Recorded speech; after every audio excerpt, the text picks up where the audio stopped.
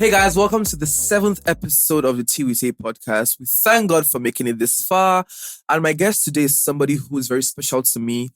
I always tell people that my journey you cannot speak about my journey if you don't talk about Bolajo.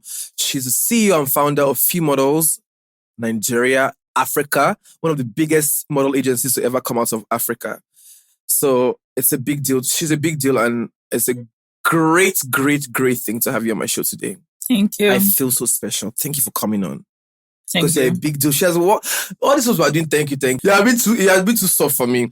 So Bola founded me. Is that how we say it? No, I found you. Jesus I Christ. discovered you. Jesus I Christ. didn't Not found me you. trying to taboo on my own show. Anyway, she discovered me when I was 18, I think, in Unilag. So I always wanted to model. I was signed to an agency before, but nothing come aside from that agency. So I'd given up hopes for modeling in the first place. So somehow Bola found me, changed my look, prepped me, and actually threw me into the space proper, like a proper model should be thrown into modeling. So thank you so much for that. How are you, by the way? I'm very good. I'm okay. Let's catch up. Yeah, let's do that. Proud of you, Bola. Thank you. You have done the work.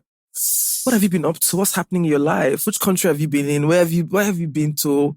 What's been happening with you? I always see you abroad these days. What's happening? I think everybody always say you're always abroad these days, but maybe it's because I'm always quiet when I'm in Nigeria. Because I'm actually in Nigeria a lot. Like, really? Yes, I'm in Nigeria a lot. Just that when I'm in Nigeria. Not super often, but I'm in Nigeria a lot. Like, I've been here now since I've been in Africa since March. I've not gone outside of Africa, but I've not been in Nigeria, but I've been in Africa since March. But when I'm in Nigeria, I'm like, it's work. I have limited time, so I have to work and work and work. So where do you do most of your work, here or in the abroad? In the abroad. I think both places, to be honest. Yeah. Both places. But anywhere, my job now. My job is on the move. Yeah. Anywhere I have to work. So this episode is especially to talk about the industry, to demystify modeling as an industry, as a craft. But let's start by talking about you, because we need to gist about you for some extent before we get into your work, right? So you started modeling before you found the agency. I don't know why I did tabon. You are right in some tenses. Yeah. But it's found and founded is different, guys. Yeah. Don't worry, I know English. It's just a bad day. So you started off as a model. Tell us about that bit. Modeling is interesting. I mean, like when somebody tells you, oh, you're a beautiful person, you should be recognized for that. You know what it means? I mean, that one went into my head the moment I knew that I could be a model. Yeah. I loved my time in sports because I was an athlete before. Yes. And maybe that's where I got all my discipline from my coach back then, You played tennis, right?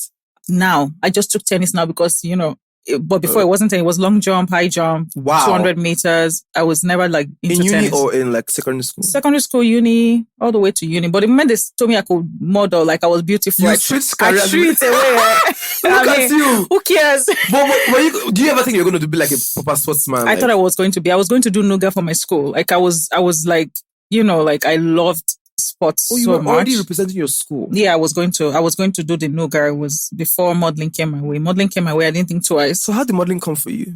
So it's a long story actually. There was this person, I don't know if he's still in the industry now. His name is Shola. He used to be like a catwalk trainer then / something. And that name sounds familiar. Yeah, it's not the era that he's not the Shola, it's not Mr. Shola Oyibadi, it's another Shola, because that's the person that people knew in the industry. But it's another Shola, just a guy.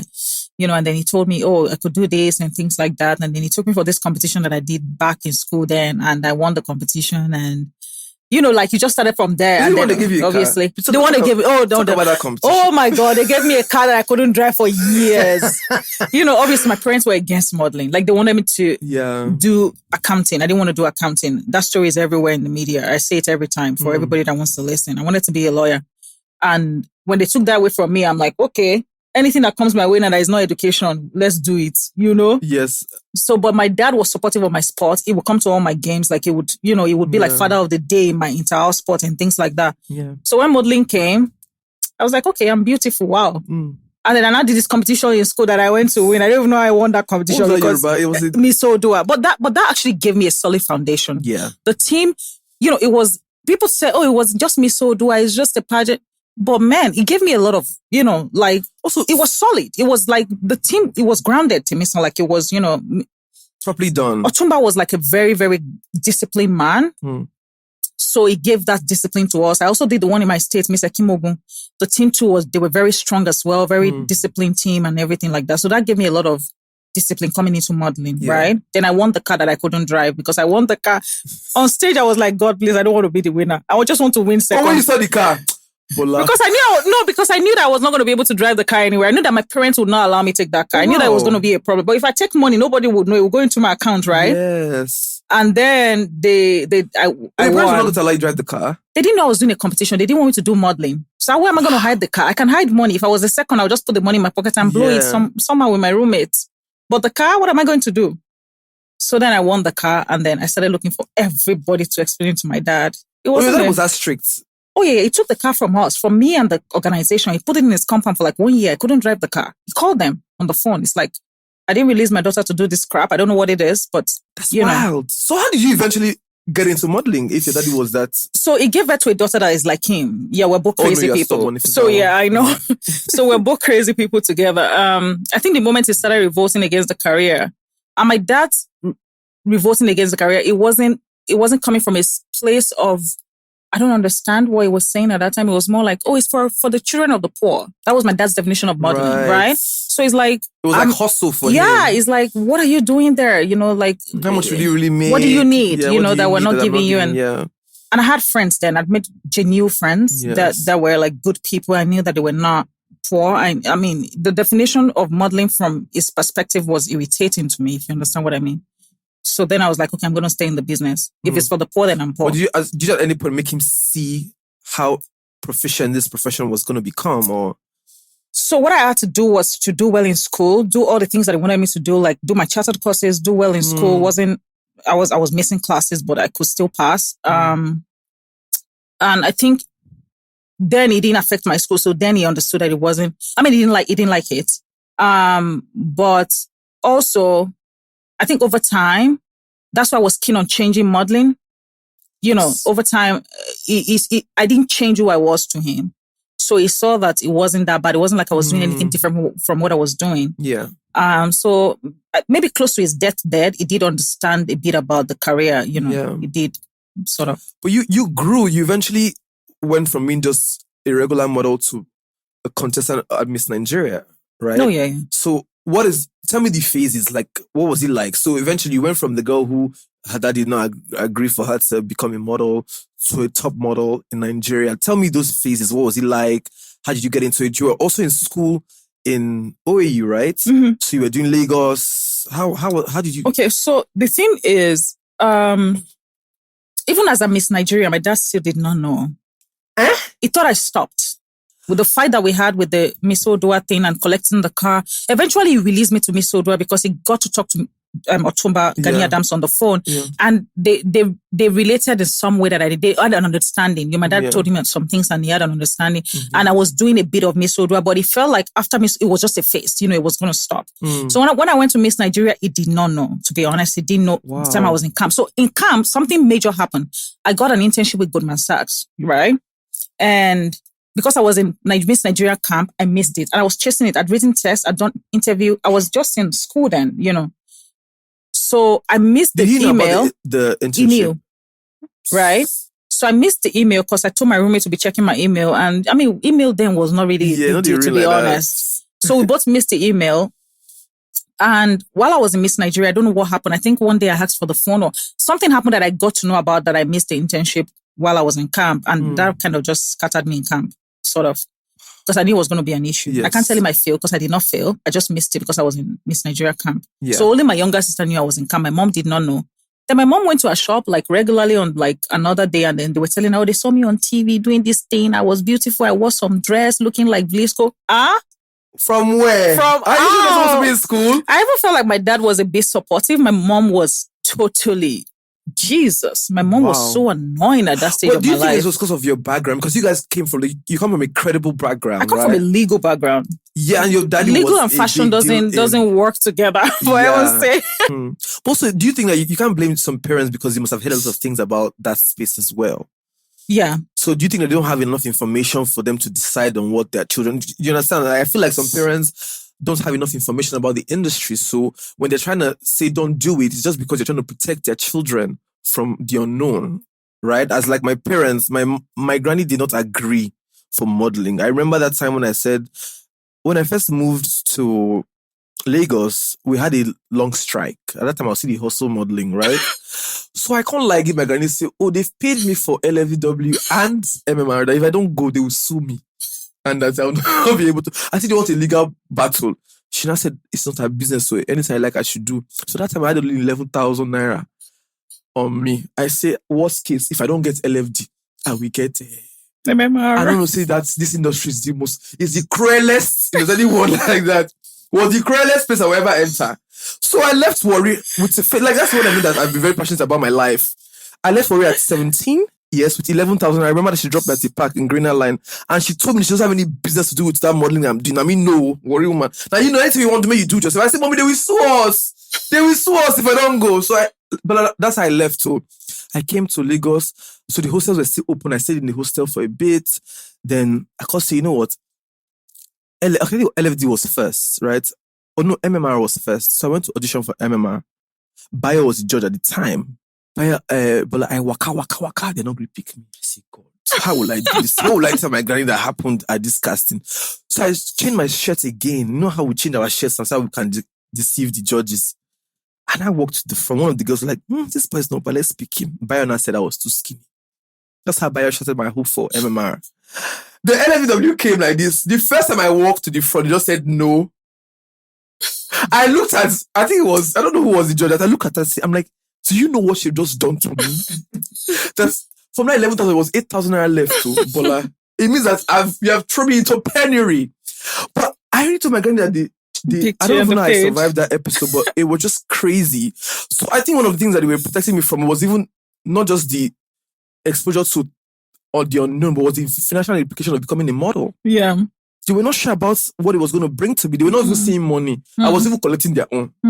That's even the problem. Yeah, but I think that, so now, maybe to be unfair now to judge them at that time. Yeah. At that time, yes, there was no clarity about what modeling of even entertainment in general, to be honest, was all about.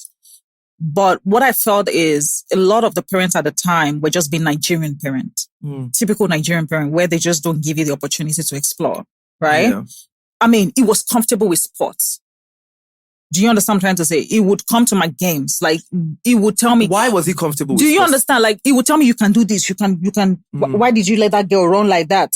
I will run in the compound. Like, I would run. Only me would do relay race. I will run, drop the stick, go back there, pick the stick myself and run back. I mean, it was his compound. It was always at the balcony watching me doing that madness of running and picking the stick by myself and running back. But to catwalk across the runway. He couldn't. So I think it was like a stigma. It was not even like, it wasn't about him giving me the money to, I mean, you know, like giving you the money to maybe go to Lagos to go do one thing or using your pocket money. I think it was like, there was a stigma with modeling. Yeah. True. And to just be flat out honest, it was like modeling and prostitution to older people at that time were twins. Same thing. You know, it was like, if you're doing modeling, it's like you're prostituting, you know.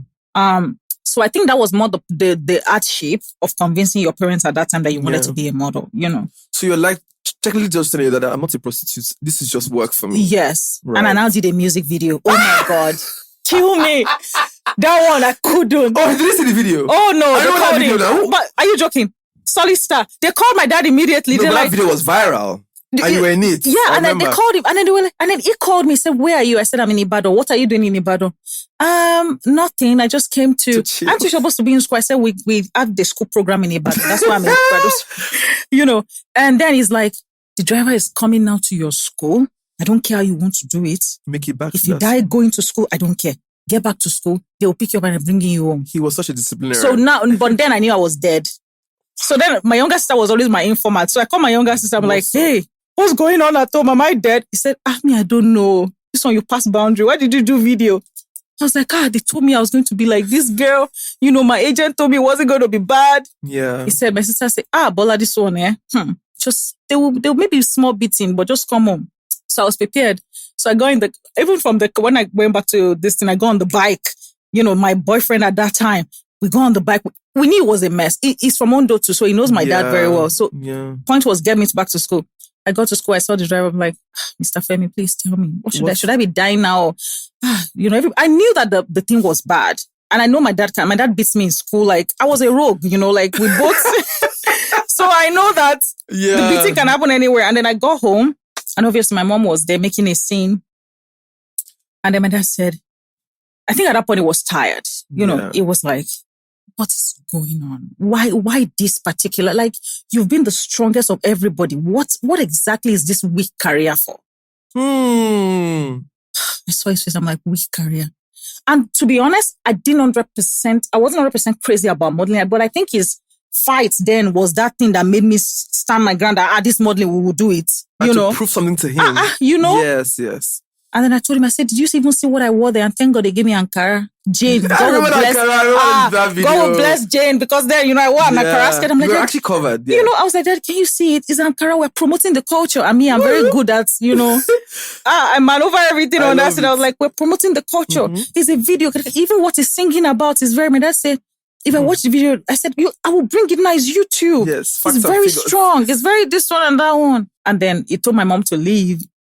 And I think that was the beginning of the day that it was trying to understand what modeling was all about. So it's like, so my mom left because she's a drama queen. So she left and, we spoke and he's like, tell me about this modeling. I want to know about it.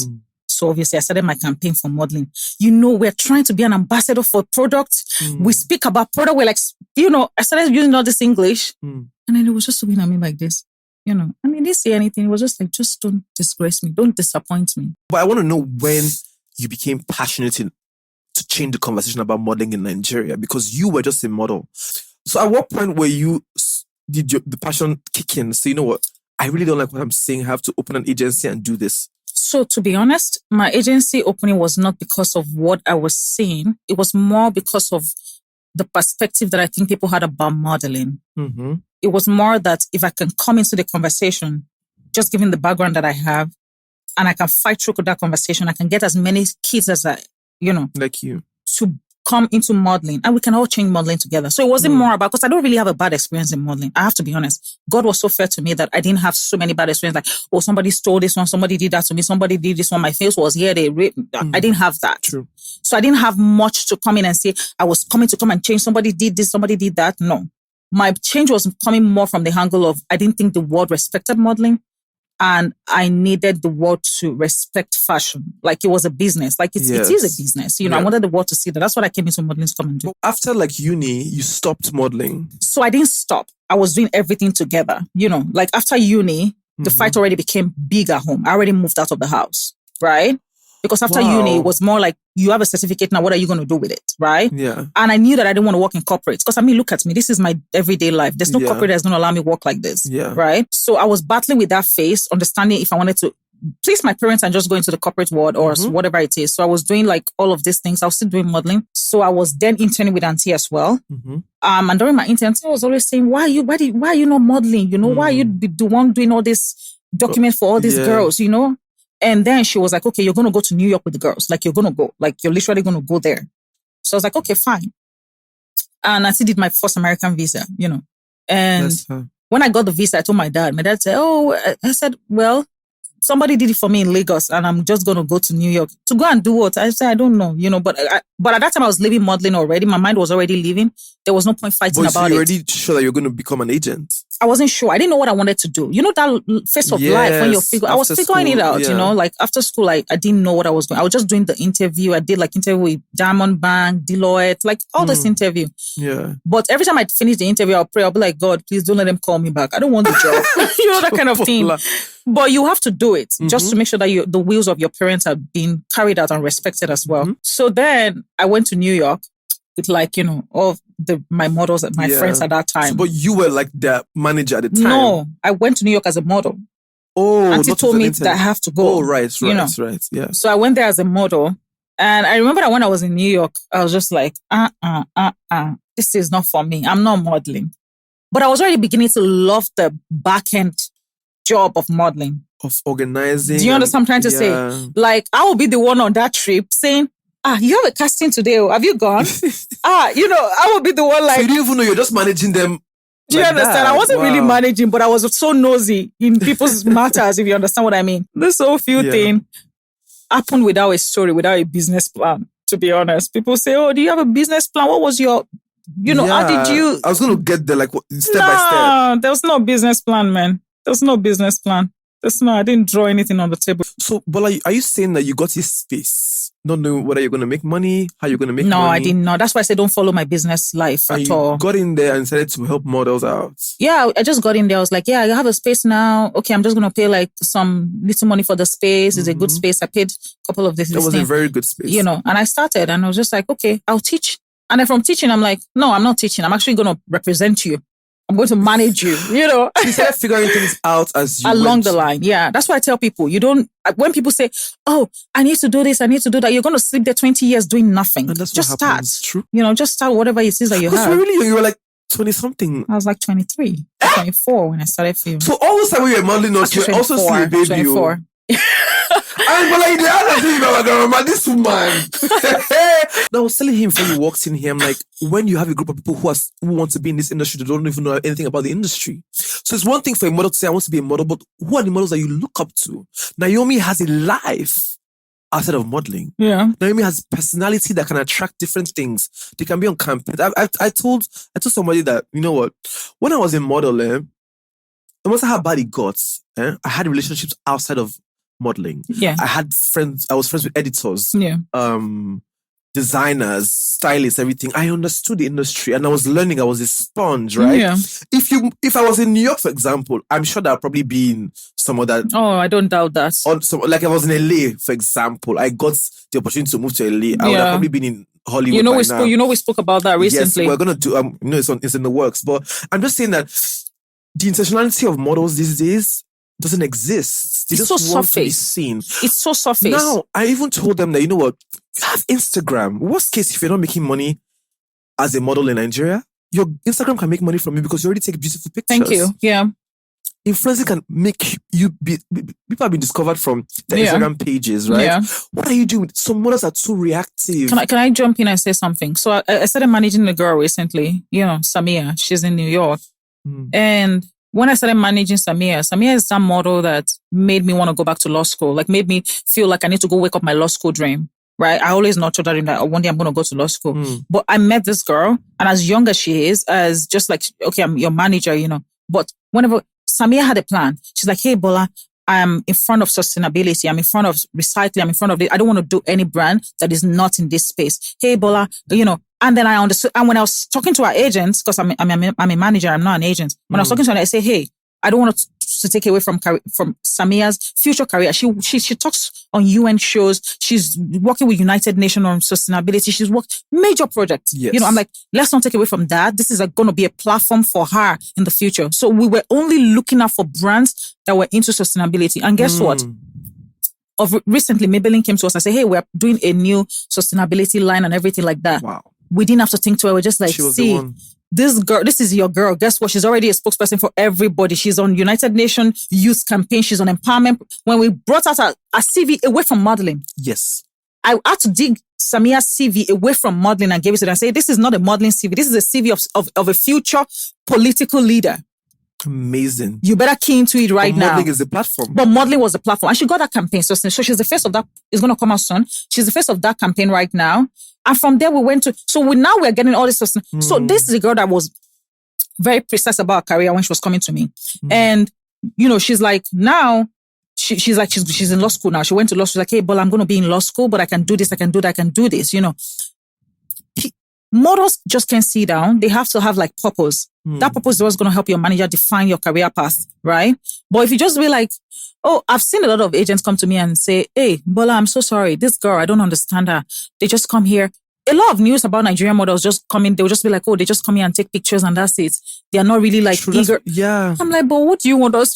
Like, what should I do? Should I come and erupt them from where they are? So for me now, I made the mistake. And to be honest, you were asking me about mistakes. First 3 years of my business was good. You see the middle 3 years, like from 2019 to 2021, to be honest, I've had a lot of business mistake and my staff will testify to that. Can you tell me some? Oh, I'm not too sure, obviously. Maybe one or two. I mean, I've had a lot of business mistake from the angle of, I've had a lot of... So the thing about me is that I never doubt things. when you give me time to think about a particular step that I'm about to take, I won't doubt it. But what I've been doing for the last maybe 3 years, 2019 till, is that I just do anything. Like anything. People just say, Bola, do this. And I say, okay, no problem. I think it's the pressure of the new space that you're in. Thank you, So I'm like, okay, no problem. Okay, no problem. Oh my God. It's a bigger problem for you. It's been a mistake. Yeah. So now I find myself going back to my set discipline. Do you understand? Yeah. Like, this is what I came to do. That's what I'm going to keep doing. Yeah. But also, like, it's very different, right?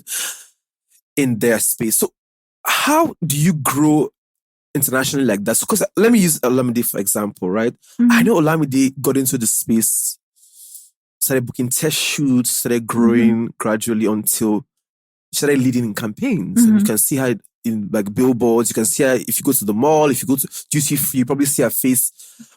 How do you grow internationally like that? What's the things that you have to do? How do you as an agent enter the market to the point where they know Bola from Nigeria as the one that brings these models to them, to the point where you start negotiating these figures? Because you mentioned some figures, I'm like, wow. How do you grow in that market and you become a tough player in the space like that? And even your models are also doing the same. How? So to be honest, it wasn't so easy. It wasn't an easy deal to do. I feel like I had to push through a lot of things to be in that space where I can even be heard, when I speak. So I'm not sure that there's a way that I can explain the process. It was just faces like different. But one thing I always tell people is you have to build trust first. When people trust you and trust your instincts, then they're going to work on that. They're going to work with that, right? So I'm not sure I can explain, these are the processes I went through. I just knew that I knew what I wanted and I stood for what I wanted for my girls. And everybody understood that about me. They knew that I'm not the person that will come in and be extremely friendly. Maybe I'm not the most friendly person, but I knew what I was talking about when it came to my girls, And I think on the model side as well, that's what I talk about, understanding the business and understanding partnership. Till date, Lamide wants to shoot a Polaroid. She will say, Miss Bola, I want to shoot a Polaroid. That's after how many years in business? What should I wear? Let me go to a store right now. True. Let's buy this top. And then she will send me a picture in the store. And when I'm saying people are like, really, Lamide? I'm like, yeah, she does that. That's how we relate. She's like, if I wear this top and I push this jeans up, do you think it will be? But she knows a lot already. Yeah. But that's how I wanted to better her career every day. So it's very intentional. A little tell me, hey, I don't want to go to London anymore. I want to stay in Milan. That's where I want to be, And then we'll have a discussion. Okay, you're in Milan. This is what we want you to do. A lot of things are coming out on Elizabeth very soon, But with position, we understood. We sat down, even my tiny Dotain, as young as Dotain is, we talk and like, Dotain, you're not going back to this place. It's more partnership. And I think the girls that understand that level of partnership, they actually do go far. Like, because it's a business. You have to understand what you want to do. Don't let people order you around. True. Don't let people say, yeah. Paris is what is raining. Pack your bag. Come and be going. It might not be raining for you. My good, I may actually rain like real water pouring on you. Do you understand what I'm trying to say? Yeah. So I think those are the processes that they have to go through. Is girls understanding the business and then now working with their managers, to get to that space, Thank you for giving us this much information. But what's next for you? Because you also opened Few Management. Right, that's the arm that manages like talents proper. No, it was visionary. Few Visionary. Oh my God! Well, it's the same thing now. It's the management. Yes, it's management. So Few Visionary is the part that manages talent. What is that part for? So no, but it was supposed to be managing creatives and talent. Okay. But let's just say that's one of the businesses that I thought that I didn't need a business model for, and it didn't work. I need a business model for it.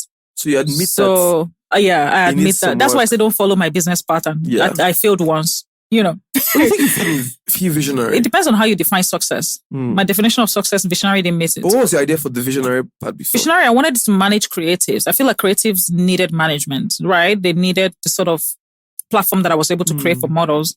But I don't think it was the time. I will come back again to it. I want to know what's next for Few. Are you going around Africa or Europe to scout? What's the next plan? How are you expanding? What's the plan? Because you always have plans up your sleeve. So what's the next plan for you? So there are plans for Few. I'm not sure that is what I can say right now, but I think, there are plans for Few. We started the whole expansion with Ethiopia, moving to Ethiopia. There are plans You don't want to talk with you. No, but you want to shock us with your plans. There's no shock. You know me, there's no shock. I don't know how to shock anybody. Yeah. But there are plans for few. I feel like the question is more, what are the plans for me as an individual? Because either I like it or not, I'm still few. You know, what are the plans for me as an individual? And I think there are lots of plans for me as an individual, more even growing as an individual. And like, I get tired of things so easily. I'm trying my hands in new stuff, new space. Like what? No. You can win with that. Before I let you go finally, right? Few is almost how many years now? 7 years. In the next 10 years, what do you see Few?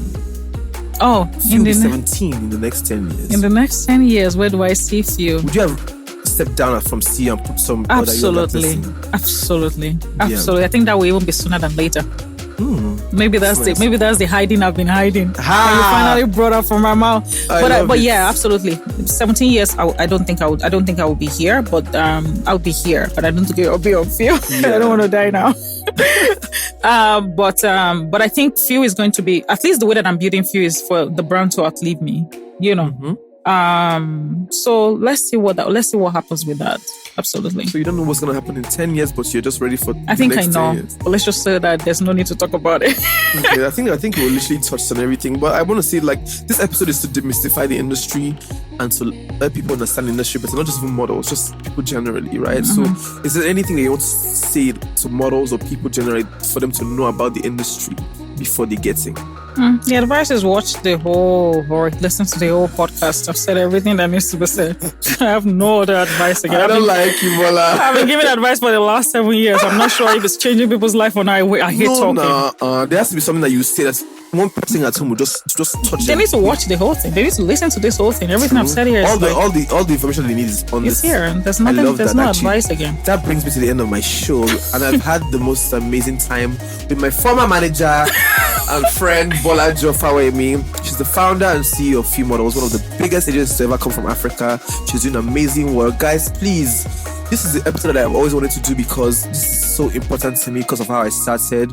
I cannot speak about my journey without talking about modeling, right? So Bola was just the best person to bring on. So please watch this episode, subscribe, listen. It's across all the platforms, Spotify, Audiomack, Apple Music, everything. Just watch, share, like, support TWT Podcast. Love you guys.